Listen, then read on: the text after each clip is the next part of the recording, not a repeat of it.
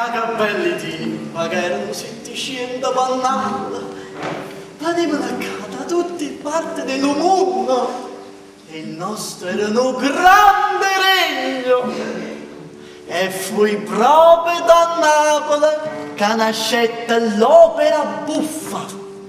E sarà assai diversa dall'opera seria, con tutte quelle divinità, quegli eroi, che scucciamento. L'opera buffa era più bella, parlava di noi poverelli e se la reva.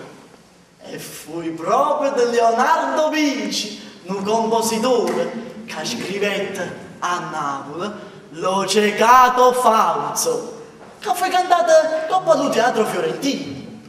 Cancia Stevenaria, soli sorbe l'innespo d'amare, che raccomanda alle sorbe, che sono che femmina, che quando sono figliole, sono acerbe, toste, spuntigliose, ma quando non ci stanno le purchie, i danari, o quando si fanno vecchie, e a vorrei come si ammollano.